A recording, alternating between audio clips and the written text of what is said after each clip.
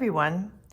I see a lot of beginners try to learn bouncy brush lettering in an incorrect way. So they take my workbook, and I don't know if you're familiar with the workbooks or the classic style, but they start at the beginning, they practice the basic strokes, then they go on to the alphabet, and the bouncy style alphabet in this workbook and in general is different than a classic style of lettering.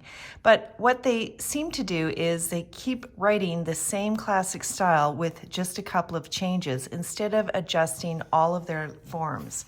So what do I mean by that? So I am using the KellyCreates medium brush pen, and I will write a few of the basic strokes. So here's an underturn. Here is an overturn, a compound curve, and a reverse compound curve. And when you do bouncy brush lettering, these are the strokes that you change and adjust to create your letters. So your underturn is going to look like this, kind of like a V instead of a U. The overturn is going to be the underturn upside down, which is a mountain instead of a hill. And then you're going to take these two to combine them to make the compound curves, both of them. So you can see the different shapes here, right? Now, when you're working with these basic strokes, then you're going to change your letters accordingly. So let's write the letter H. We have, in the classic style, an entrance stroke, an ascender loop, and this compound curve. So up, down, and up.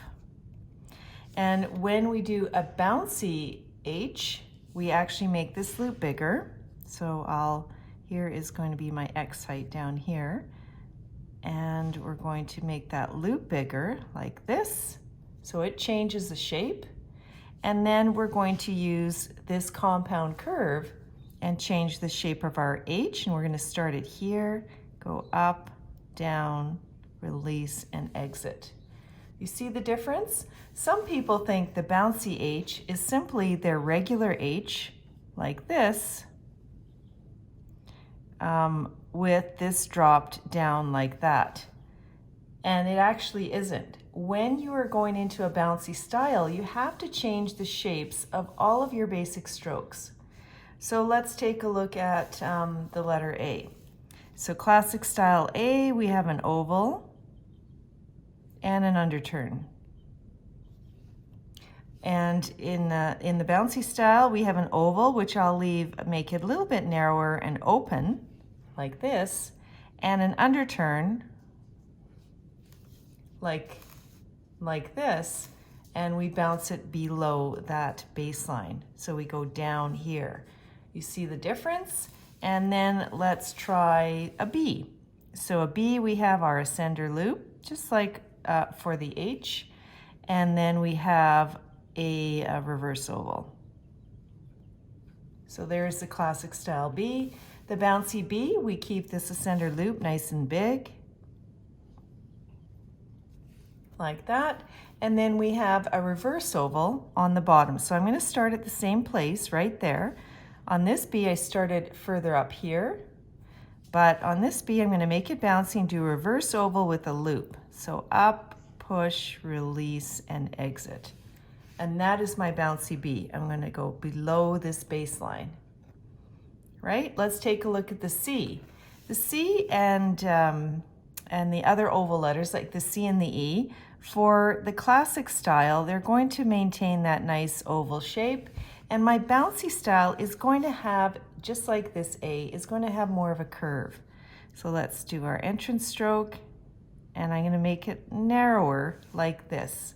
So if I don't change my C, if I make it the same as my classic style and I'm writing a bouncy word, you can see that the shape is not going to fit in with the bouncy style. It's going to be a little bit too round. So whatever you're writing, I'm going to draw a D here, bouncy style. Whatever you're writing, you have to maintain the shapes of those basic strokes. So I will just actually add in my ascender loop, my descender loop, and my ovals. So there's the that oval and the reverse oval like this.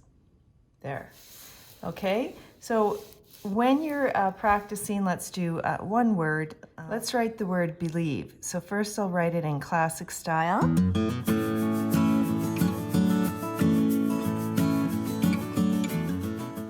And in the classic style, in general, I want all of my letters, all of my E's to look the same, all of my loops to look similar, and I want it to be very consistent.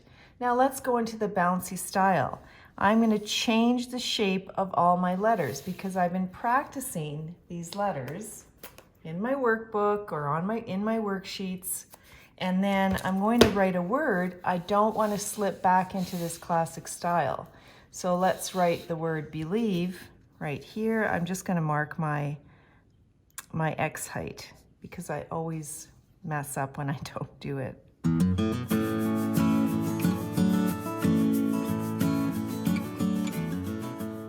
So you see in the word believe, I'm going to create this up and down strokes, and the shapes of my letters, the shapes of my E's in particular, the shape of my L, my ascender loops, they're going to be different than the classic style.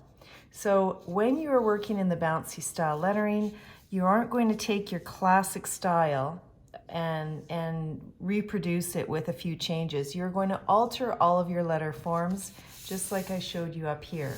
So give this a try when you're practicing your bouncy style. Write the word in the classic style, write the word in the bouncy style, and make sure you can see a difference between the two and that the styles are harmonious.